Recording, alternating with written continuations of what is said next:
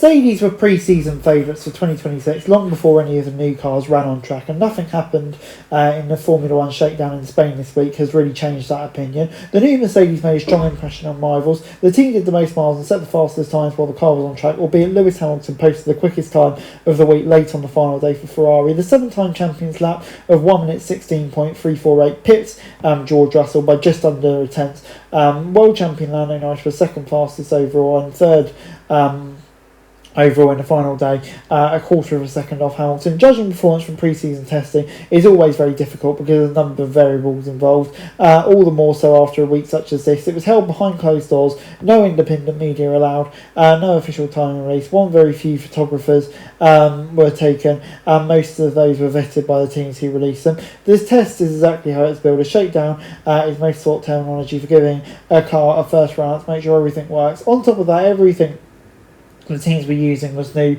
cars, engine, tyres and fuel after the biggest regulation change in the sport's history. Testing outright pace was very much not on the agenda for anyone, so the headline lap times almost meant nothing. Not that it raises the general impression that Mercedes are at a best place at this early stage. The test was all about learning about the new cars and particularly the new power units. It was held in private because teams were scared of memories of the last time new engines were introduced in 2014 when many suffered major reliability issues, but those fears didn't come to fruition, partly because the standards are so high these days and partly because the technology change isn't as big as last time. If anything, the engine technology is simpler. The engines now have 50% of their total power produced by electrical part of the hybrid engine and will require much more energy management than before in F1, but there is now only one hybrid element to the engine, albeit that produces 3 times as much power following the removal of the MGU-H, which recovered energy from the turbine exhaust. This means lots of energy recovery and optimising for that time will take plenty of learning. Fully sustainable fuels made from waste biomass or synthetic industrial processes have added a new complication as they burn differently to fossil fuels.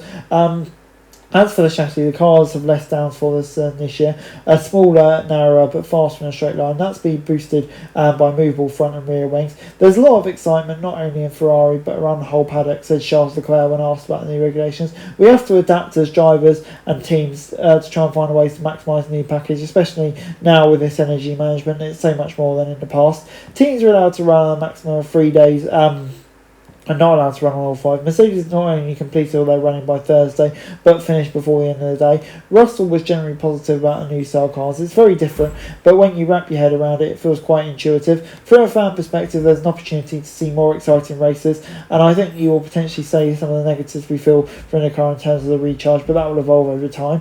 Overall, I'm just really glad the cars are smaller now. I wasn't a fan of the bigger cars when they came in, visibly, but having driven them, they were too big.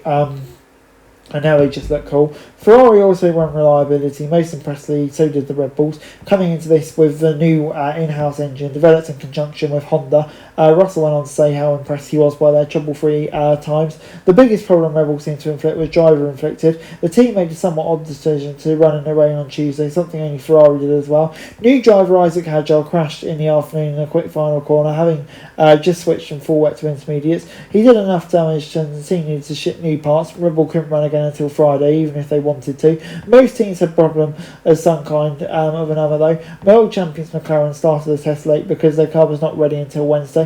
It was a deliberate decision to ensure they had as much time as possible, and yeah, it didn't really seem to affect them when Norris running and being impressive straight away. But their light arrival meant flexibility was juiced when a fuel system issue occurred on Thursday. They lost a lot of running time when they decided to strip down the car to fully understand the problem.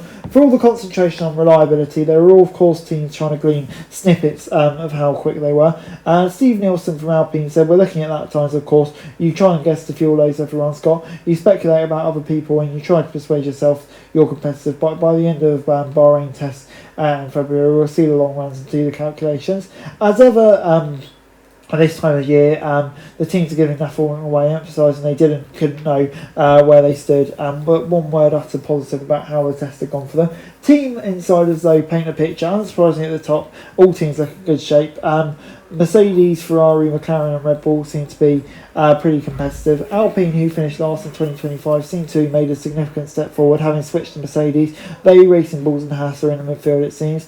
Audi, who have taken over Sauber, seems to have a few reliability problems, as did Cadillac, and they would be expected to be at the back. On big things, all teams learn that on track running meant rapid learning and progress because of complexity of getting the new cars up to speed. That's why all the factory teams did so well, as they have the most experience of what their new engines need to look like. And that means Williams, who couldn't even attend the test due to delays, will be on the back foot, as well as Aston Martin with their car arriving late, not until Thursday. So effectively it was just one day after a late breakdown with Fernando Alonso in car, but they certainly turned heads with Adrian Newey's design, its underside bulge for its front suspension, slim side pods and string wrapped out engine cover. This is the first Aston car which has developed their own gearbox, for example, and of course the first one since Newey came in, and they're starting work with a new wind tunnel driver and loop simulator, which Newey was pretty disparaging about last spring.